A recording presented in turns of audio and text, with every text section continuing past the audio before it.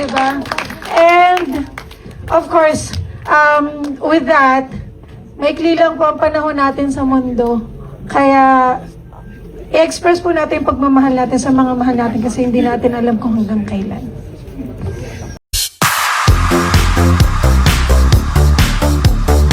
Nagluluksa ang industriya ng showbiz sa Pilipinas matapos pumanaw ng hindi inaasahan ang aktres na si Sue Prado nitong Martes, April 14, 2026. Siya ay 44 na taong gulang. Ibinahagi ng kanyang pamilya ang malungkot na balita sa pamamagitan ng social media post ng kanyang kakambal na si May Shereen Prado noong Miyerkules ng gabi, April 15. Nakasaad dito, "Our dearest Sue M. Prado has become a constant star in the night sky. It is with profound pain that we share Sue's passing. Sue brought light in anyone's path throughout her life, a life lived for others, for the craft she nourished, and for those who she loved most. Please celebrate her in any way you know how, and honor her memory through kindness." Viewing details will follow. Hindi naman tinukoy sa naturang pahayag ang dahilan ng kanyang pagpanaw. Marami ang nabigla sa balita, lalo na't nitong Sabado, April 11, ay nakita pa siyang dumalo sa story conference ng nalalapit na pelikulang The Flying Red Balloon na ginanap sa Melody Cafe sa Roses Avenue, Quezon City. Tampok sa nasabing pelikula sina Liesel Lopez at McCoy De Leon. Ang aktres, na ang buong pangalan ay Marisa Sue Prado, ay sanay magdiriwang ng kanyang ika-45 kaarawan sa darating na Mayo 8, ngunit mahigit isang buwan bago ito ay pumanaw na siya. Nakilala si Sue bilang isang mahusay at versatile na aktres sa pelikula at telebisyon at mas lalo pa siyang nakilala nang lumabas siya sa seryeng Batang Quiapo ni Coco Martin sa ABS-CBN. Ayon sa mga tala, nagsimula ang kanyang karera sa pag-arte noong 2007 sa musical film na Abadeja Neo-Ethnic Rock Cinderella, kung saan nakasama niya si Lauren Novero bilang bida.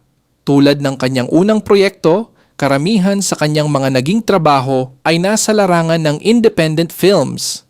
Noong 2023, pinangunahan niya ang critically acclaimed film na Your Mother's Son kasama sina Kokoy De Santos, Miggy Jimenez at Elora Españo. Dahil sa kanyang pagganap sa pelikulang ito, nakatanggap siya ng mga nominasyon mula sa iba't ibang award-giving bodies. Huli siyang napanood sa pelikulang Desperada, isang entry sa Sinag, Maynila, 2026 na ipinalabas nitong nakaraang Marso. April 14, 2026 ang araw ng kanyang pagpanaw. Mahigit isang buwan bago sana niya ipagdiwang ang kanyang ika-45 kaarawan sa Mayo 18. Kasunod ng pagkalat ng balita, sunod-sunod ang pagbuhos ng pakikiramay at pagpupugay mula sa kanyang mga kasamahan sa industriya at iba't ibang organisasyon sa social media. Sobrang na-appreciate ko kasi ang grounded na tao ni Coco. Nag-enjoy talaga ako kasama kayo hanggang sa muli. Be, paalisin mo na sila Tanggol. Baka ikamatay natin na nandito sila. Hindi pwede, Gina. Ito na ang pagkakataon ko para makapaghiganti ako kay Tanggol.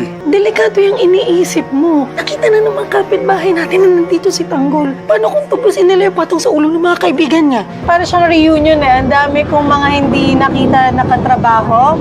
Sa mahabang panahon, dito ko sila nakita. Coco, salamat ulit nakatrabaho kita. It's always a joy working with you. Sobrang na-appreciate ko kasi ang grounded na tao ni Coco. CCM, maraming salamat sa inyo kasi napakamaalaga nyo at saka nag-enjoy talaga ako kasama kayo hanggang sa muli. Para sa mga tumatangkilik sa Batang Quiapo, maraming salamat sa inyo. Sana po sa susunod, nandyan pa rin po kayo para sa amin.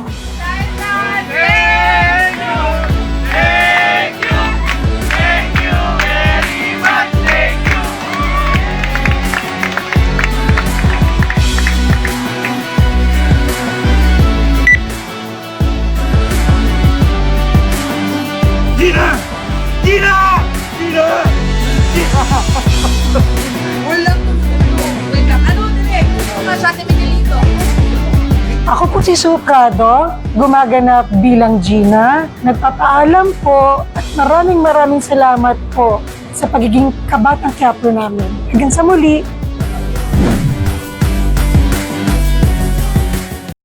Ano tayo? Close sequence!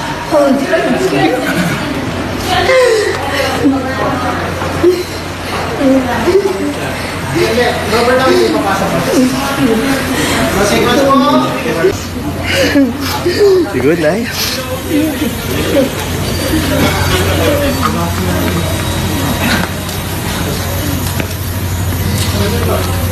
Kasama natin ngayon magagaling na aktor, si Sue and si Elora. Siyempre, panoorin nyo ang Gumburza dahil #1 sa Netflix. Pero pag-uusapan natin ay ang opening film nyo, which is... Your Mother's Son. Oo, di ba? Nagkamali pa ako. Di ba? Oh, Your Mother's Son. Pero gusto natin pag-usapan talaga na yung effort na hindi maging metrocentric yung mga pyesa at yung culture in the arts and movies. Because you're gonna do, Sue, a movie in Davao. Yes. Ano movie to? What can you share? Hindi ko ano kung pwede ng pangalanan yun. Oo. Pero yung effort as an actor oo, na nakikita yun mo. talaga, yun yung mas may chance na ngayon kasi, in the recent years actually. And, you know, I think more than a decade ago, may efforts naman na talaga yung filmmakers din na, you know, na mag-create ng sarili nila. And then, kasi unang-una pala, ang kwento naman ng na halimbawa ng pagiging Pilipino, hindi lang naman sa Metro Manila nangyayari. Diba? So, Oo. ang dami, archipelago tayo. So, just imagine, 7,107 islands. Ilang kwento meron yan? Ilang lengguwahe? Ilang kwento sa iba't ibang lengguwahe? At ibang kultura din siya. Oo, di ba? May subcultures pa. I mean, yun. Ang lawak di ba? So, tama lang yun na nabibigyan ng space, ng venue. Di ba? Ang lahat ng mga kapagkwento. At saka yung mga gustong magkwento para doon sa mga walang boses. Hindi, tsaka di ba parang ngayon din, di ba? Just like how dumadali yung tulay pag nag international series ang mga aktor na gaya ninyo.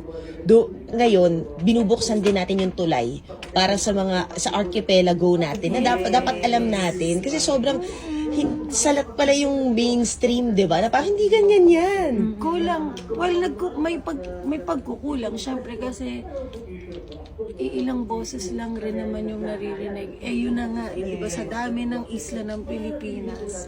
Di ba? Ang dami ng mga boses na... Hindi lang history, hindi lang Gumburza ang kailangan natin malaman. Kailangan din natin maging aware, di ba? So, ano ba nangyayari ngayon? Part ng nationhood dapat yun, di ba? That's true.